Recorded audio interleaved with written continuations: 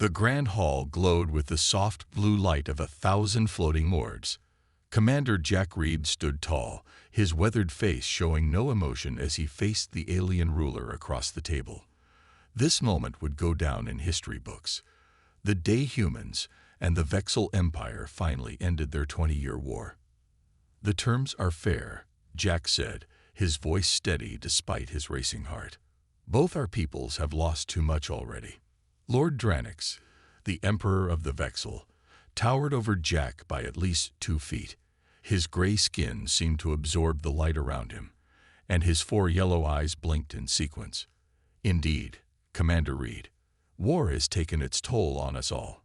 The Emperor's voice rumbled like distant thunder. "My people will honor this treaty." Jack nodded and looked down at the document between them. The Treaty of Stars was simple but powerful. Earth would remain a protected neutral zone. All human colonies would be safe from military action. Trade routes would open between their systems. Peace would finally have its chance. As Jack signed his name, he caught a glimpse of the Emperor's advisors in the shadows. Their faces showed anger, maybe even hate. One of them, General Cruel, whispered something to another. Jack had fought against Cruel's forces many times. The general had never seemed like someone who would accept defeat. Jack pushed these thoughts away. Peace required trust, even if that trust felt fragile. "With these signatures, we begin a new chapter," announced the mediator, an elder from the neutral Telluri species. "May this treaty bring prosperity to both humans and Vexel." The crowd applauded. Cameras flashed. History was being made. Later, at the celebration feast, Jack stood by a large window overlooking the space station's view of the nearby gas giant. Its swirling storms reminded him of the chaos of war, beautiful from a distance, deadly up close. Quite a view, isn't it? Admiral Tom Barnes, Jack's oldest friend, joined him with 2 drinks in hand. Jack took one with a nod of thanks. "Beautiful. Almost makes you forget what we've been through." 20 years of fighting," Tom said, his voice low. 10 million dead. And now we're supposed to trust them. "We have to start somewhere," Jack replied. "The Alliance couldn't keep fighting. Not with our numbers." Tom sipped his drink. "I know, but something feels off." The Emperor agreed too easily in the end. Jack had felt it too, but didn't want to admit it. Maybe they're as tired of war as we are. Across the room, Lord Dranix was speaking with his inner circle. Though Jack couldn't hear them, the Emperor's body language seemed different now, more confident, less conciliatory. "I hope you're right," Tom said, "for all our sakes." In another corner of the great hall, hidden from human eyes, Lord Dranix spoke quietly to General Cruel. "How long before our new fleet is ready?" the Emperor asked. Cruel's thin lips curved into what passed for a smile among the Vexel. 3 years, my lord. We need time to build the new weapons and train our forces." "Then 3 years of peace it is," Dranix said. "Let the humans think they've won. Let them grow soft and trusting." "And then?" Cruel asked, though he already knew the answer. The Emperor looked across the room at Jack Reed, who was laughing with his fellow humans, celebrating what they thought was lasting peace. "And then we finish what we started," Dranix said. "The human worlds will burn, one by one, starting with their heroes." The Treaty of Stars was signed. Peace had come at last, but it was built on lies. 3 years passed like a dream. Commander Jack Reed, now retired, walked along the shores of Lake Azure on Nova Colony. The blue waters reminded him of Earth, though the twin moons hanging in the sky definitely did not. Jack had built a small wooden house overlooking the water. After decades of war and then tense peace talks, this quiet life was all he had wanted. His wife Ellie taught at the colony school, and together they had found peace. Or so he thought. "Message incoming," announced his home computer, from Admiral Barnes. Jack sighed. Tom Barnes never called with good news. "Put him through," Jack said. Tom's face appeared on the screen, his gray hair shorter than when Jack had last seen him. The lines around his eyes had grown deeper. "Jack, we need to talk," Tom said. No greeting, straight to business. That meant trouble. "What's wrong?" "Vexel ships have been spotted near Harper's Moon. They claimed it was a navigation error." Jack frowned. Harper's Moon was nowhere near any normal Vexel flight paths. "That's the third error this month." "Fifth, actually," Tom corrected. "Most aren't being reported to the public." Jack walked to his window, looking up at the stars. Somewhere out there, the Vexel were moving pieces on a board only they could see. "That's not all," Tom continued. "Our deep space sensors picked up energy readings consistent with weapons testing in the Krell Nebula." "The nebula blocks most scans," Jack noted.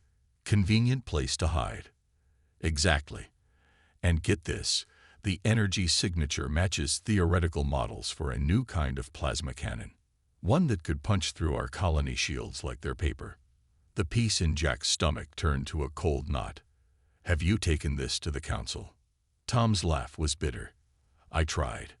Councillor Davis said, and I quote, "We will not jeopardize 3 years of peace over unconfirmed readings and paranoia." Jack wasn't surprised. The Alliance Council had invested everything in this piece. Admitting it might be failing would be political suicide. "I'll come to Earth next week," Jack decided. "Maybe they'll listen to the man who wrote the treaty." "I hope so," Tom said, but his face showed doubt. After the call ended, Jack sat on his porch watching the sunset. Ellie found him there an hour later. "Bad news?" she asked, knowing him too well. "Maybe nothing," he said, not wanting to worry her. "Just some strange Vexel ship movements." Ellie sat beside him. "You have that look, Jack. The one you had before the Battle of Proxima." He took her hand. "The treaty is holding. For now." But that night, Jack couldn't sleep. He got up and opened his old military trunk, taking out his commander's uniform. It still fit, though a bit tighter around the middle. Inside the trunk's hidden compartment, his service pistol lay wrapped in cloth. Jack hoped he would never need either again. In the shadows of the Krell Nebula, the Vexel flagship Dreadful Glory hovered beside a massive space station. On the bridge, Lord Dranix watched as General Krull presented their progress. "The weapons platforms are 80% complete," Krull reported. "Our new ships are faster and stronger than anything the humans have. Their colony defenses have been fully mapped." "And their response capabilities?" Dranix asked. "Their fleet is scattered. Many ships decommissioned. Their best commanders retired to civilian life." Krull's four-fingered hand pointed to a star map, "including Reed. He's here, on Nova Colony." The Emperor's yellow eyes narrowed. "How fitting. The man who thought he brought us peace will be among the first to witness our true power." "When do we strike?" asked Krull. Dranix looked at the galactic map, where human worlds glowed like unsuspecting fireflies in the dark. "Prepare the fleet," he ordered. "We strike in 3 days." The seeds of betrayal were about to bloom into destruction. Jack woke to the sound of sirens. He jumped from bed, heart racing, military instincts flooding back instantly. Emergency alert. Unidentified vessels approaching Nova Colony. This is not a drill. Ellie was already up, looking out the window. "Jack, look." The dawn sky above Nova Colony was filled with ships. Not the usual transport vessels or patrol crafts, but the angular, predatory shapes of Vexel warships. Dozens of them. "Get dressed," Jack ordered, pulling on his clothes. "We need to reach the emergency shelter." His comm unit buzzed. Tom's face appeared, transmission breaking up. "Jack, they're hitting everywhere. Earth's defenses air. Static cut him off. All across human space. Treaty violation." The transmission died. Outside, the first blast hit the colony shields. The ground shook. Lights flickered. "The shields won't hold long," Jack said, grabbing his emergency pack. "We need to move now." They ran outside to chaos. Colonists rushed through streets as emergency workers directed them toward shelters. Above, the colony's defensive shields glowed bright blue under the Vexel assault. A blast struck nearby, throwing Jack and Ellie to the ground. Dust filled the air. "This way." Jack helped Ellie up, pointing to the old mining tunnels. They weren't official shelters, but Jack knew they ran deep. As they ran, Jack spotted a group of school children huddled in an alley, their teacher unconscious from debris. Without hesitation, Jack and Ellie changed course. "Come with us," Ellie told the frightened children. "We know a safe place." Above them, the shields failed with a thunderous crack. The first direct hits struck the colony center. Buildings collapsed. Fire spread. Jack led them to the mine entrance, ushering everyone inside as the sky rained death. The children's scared faces reminded him of refugees he'd seen during the war. History was repeating, but worse. Deep in the tunnels, Jack found the old security room. The monitors still worked, powered by independent generators. What he saw made his blood freeze. Nova Colony was burning. The Vexel ships methodically destroyed everything: hospitals, schools, residential blocks. This wasn't a military strike. It was extermination. Why? Ellie whispered, holding a crying child. "The treaty. It was never real," Jack said, his voice hollow. "They used it to make us lower our guard." On one monitor, Jack saw a group of colonists raising white flags. The Vexel ships fired anyway. No mercy. No prisoners. Then Jack saw something that stopped his heart. A direct hit on the school where Ellie taught, where they would have been if today hadn't been her day off. They knew, he realized. They targeted places where former military personnel lived. This was planned. The children huddled together as the tunnel shook from nearby impacts. Jack checked his old military comm unit and found emergency channels alive with desperate messages from across human space. Harper's moon has fallen.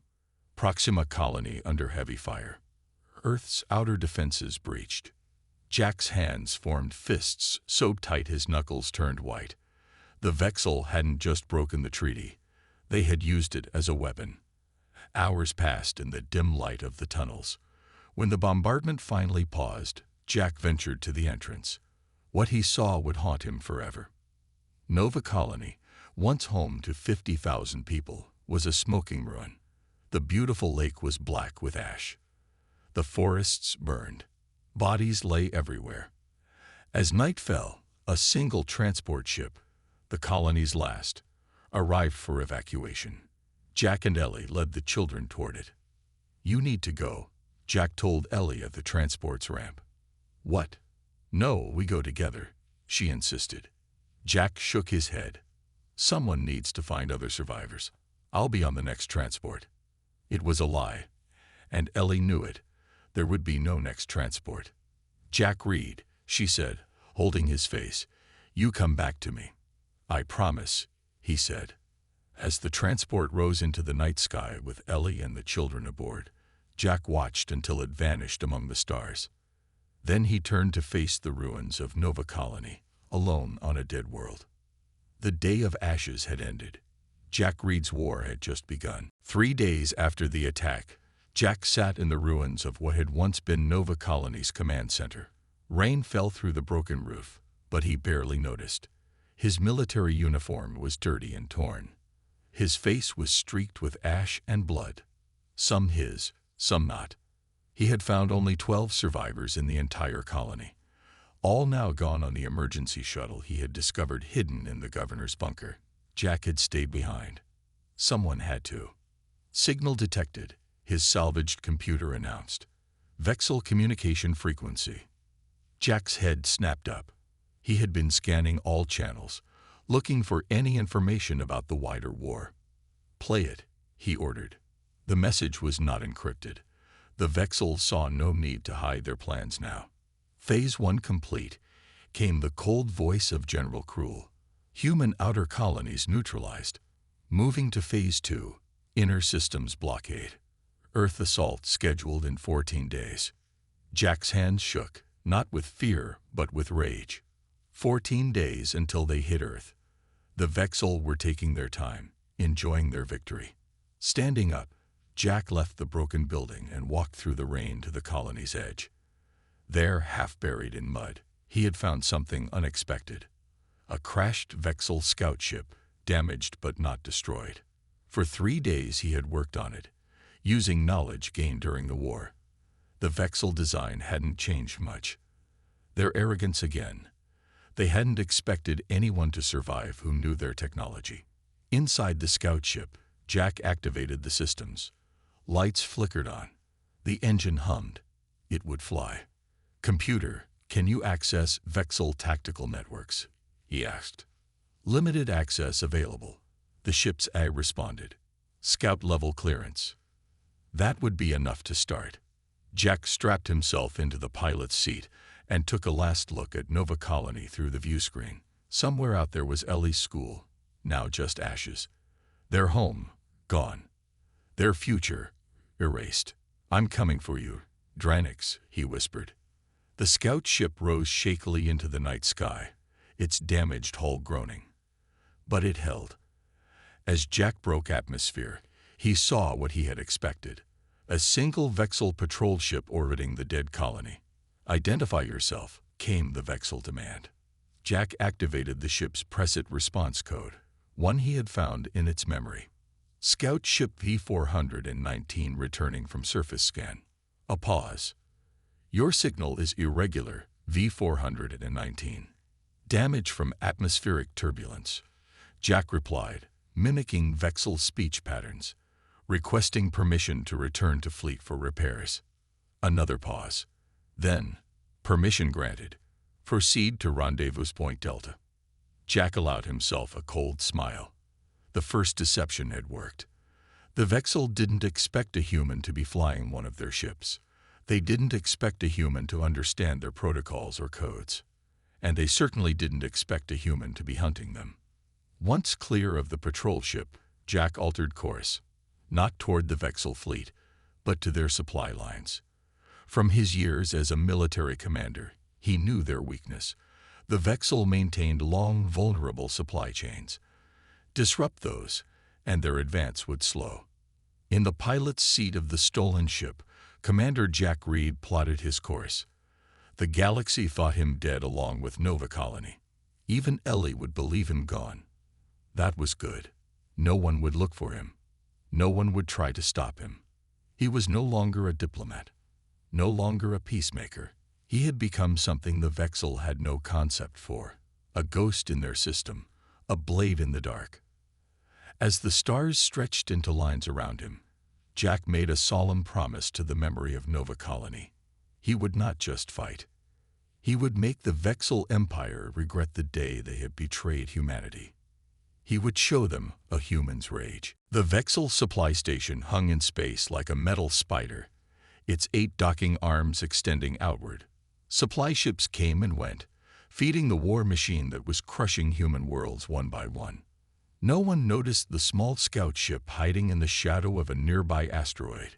Inside, Jack watched through the view screen, his eyes red from lack of sleep. 5 days had passed since he left Nova Colony. 5 days of planning, watching, and waiting. Security patrol pattern identified, his ship's computer announced. Predictable rotation every 42 minutes. Jack nodded. The Vexil were creatures of habit, a weakness he could use. "Time to be a ghost," he whispered. His stolen scout ship slipped between the patrol routes, using the engine modifications he had made to run silent. As he approached the station, Jack accessed their communications using codes he had gathered from other Vexil transmissions. "Docking request," he sent. "Priority resupply for Battle Group 7. The station replied automatically. "Dock at Arm 3. Verification required." Jack sent the authorization code he had intercepted the day before. There was a tense pause. "Verified. Proceed to Arm 3. The scout ship glided to the designated arm. Jack pulled on a stolen Vexil environment suit, its large size hanging loose on his human frame. The helmet would hide his face. If anyone looked closely, they'd see only shadows. Once docked, Jack moved through the station like a shadow himself. The Vexel, confident in their victory, had grown careless. Their security was focused outward, not inward. No one questioned a figure in a Vexel suit carrying what appeared to be standard equipment. In the central control room, Jack found what he needed: the station's full database. He plugged in a data device and began downloading. "What are you doing here?" came a voice behind him.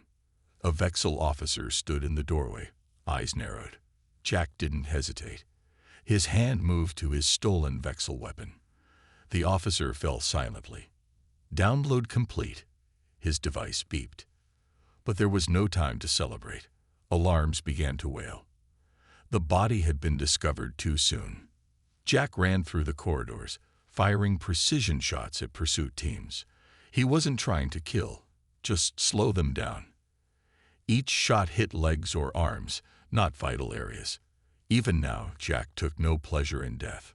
Back at his ship, Jack disengaged docking clamps as Vexel security forces converged. Laser fire pinged off his hull. The scout ship shot away from the station, engines burning hot. But Jack had one last surprise. Before leaving, he had planted small devices throughout the station. Not bombs, but transmitters. As his ship cleared the danger zone, he activated them. Every communication from the supply station was now being broadcast on open channels. Every secret order, every fleet movement, every war plan, all visible to anyone listening. "Let the galaxy see what you really are," Jack said. His ship jumped to light speed moments before the Vexel patrol ships could lock on. Word spread quickly. An invisible enemy was striking Vexel targets. Supply ships vanished.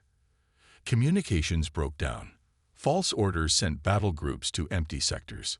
In the Imperial Palace on the Vexel homeworld, Lord Dranix threw a tactical display against the wall. "How can one ship cause so much damage?" he roared. "How can we not catch him?" General Cruel stood at attention, afraid to speak. The human.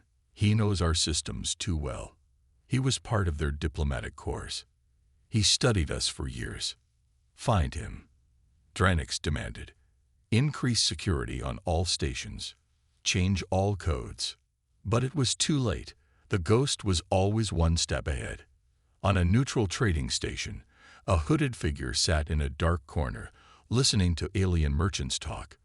"They say it's just one human," whispered a Telluri trader. "One man against the entire Vexel Empire." "Impossible," said another. "No single being could do such damage." The hooded figure, Jack, smiled slightly as he sipped his drink. Let them wonder. Let the mystery grow. He had the next target already planned, each strike bringing him closer to the real goal: the Vexel leadership. The galaxy was beginning to watch, and Jack Reed was just getting started. The massive Vexel flagship Dreadful Glory moved slowly through space, surrounded by a protective fleet of 20 warships. On board were Lord Dranix, General Cruel, and all the high commanders of the Vexel Empire. They had gathered for a war council to discuss one problem: the human ghost who had been haunting them for weeks. What they didn't know was that the ghost was already among them. Jack Reed stood in a service corridor, wearing the uniform of a Vexel engineer. It had taken him 12 days to reach this point. 12 days of careful planning, of studying the ship's layout, of timing security patrols. "Begin recording," he whispered to the small device hidden in his palm. Every word, every image would be broadcast to the galaxy soon. The War Council chamber was heavily guarded, but Jack had found another way in. The flagship's ventilation system had been designed for Vexel bodies, but was just large enough for a human to crawl through. Inside the grand chamber, Lord Dranix stood before a map of human space. Red marks showed conquered worlds. Green showed targets yet to fall. "Earth will be ours in 3 days," Dranix was saying. "Their defenses are crumbling. The human ability to fight back is nearly gone." General Cruel stepped forward. "My lord, what about the ghost?" The human called Reed. Dranix waved a dismissive hand. "One man cannot stop an empire." His attacks are annoying, nothing more. From his hidden position, Jack smiled coldly. They still underestimated him. Good. What of the treaty violation? Asked another commander. Some neutral species are questioning our honor. The treaty was always a trick, Dranix replied. A way to make the humans lower their guard. Who cares what the lesser species think now? Once we finish the humans, the others will fall in line or share their fate. Jack had heard enough. He placed small devices at key points in the chamber, not bombs, but transmitters. Then he moved to the ship's communication center. The 4 Vexel technicians never saw him coming. Quick, silent strikes left them unconscious. Jack took control of the systems and activated his plan. Across the galaxy, on thousands of worlds, communication systems suddenly showed the same image. The Vexel War Council, their own words condemning them. Jack's voice, calm and clear, spoke over the broadcast. To all peoples of the galaxy, I am Commander Jack Reed of Earth. You are witnessing the truth of the Vexel Empire. They signed a peace treaty with humanity, then violated it without warning. They destroyed Nova Colony and many other human worlds. They murdered millions of innocent people. As he spoke, Jack showed the evidence he had gathered. Images of the attack on Nova Colony, recordings of Vexel commanders planning the betrayal, proof of the treaty violation. In the council chamber, alarms blared. On the screens, the commanders saw their own faces staring back at them, their secret plans exposed to the galaxy. Find him. Dranix roared. Lock down the ship.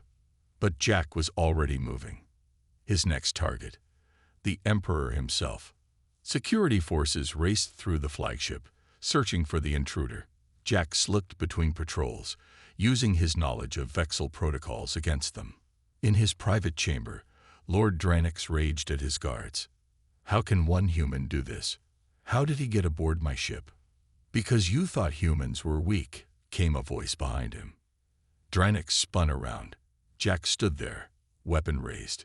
You, the Emperor hissed. You cannot stop what I have begun. Kill me, and another will take my place. I didn't come to kill you, Jack said. I came to show the galaxy who you really are. Jack activated his final transmitter.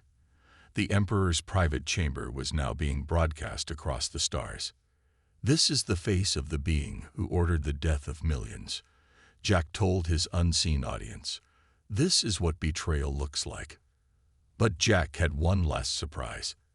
He pressed another button on his device. Outside, the flagship's own weapons turned toward the Emperor's escape vessel, targeting systems locked. The galaxy was watching, and they would never forget what they saw next. 3 months after Jack Reed's broadcast from the Vexel flagship, the galaxy was a changed place. The Emperor's escape vessel had been destroyed, not by Jack's hand directly, but by the flagship's own weapons. In his final moments, Lord Dranix had seen his empire begin to crumble. The broadcast had reached every corner of space. Species that had feared the Vexel now saw them as they truly were, dishonorable betrayers who could never be trusted. Jack stood at the window of the new Alliance headquarters on Earth, looking at the stars. The planet showed scars from the war, but it had survived. Humanity had survived. Commander Reed, a voice called. Admiral Tom Barnes approached, now wearing the uniform of the Alliance Supreme Commander. The delegates are ready. Jack nodded. Today, representatives from 50 species were gathering to sign a new treaty.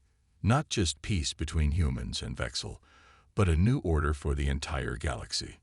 The Great Hall was filled with beings of all shapes and sizes. At one end sat the remaining Vexel leaders, those who had opposed Dranix's betrayal and had helped end the war from within.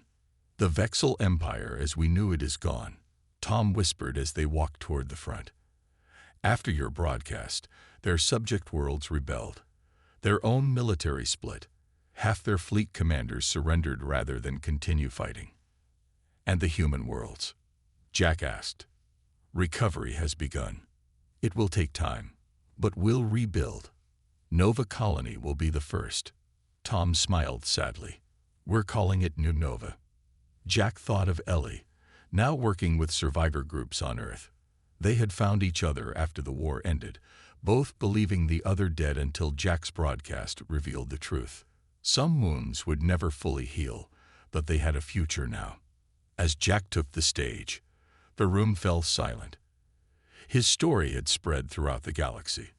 The lone human who had exposed the Empire's betrayal and turned the tide of war.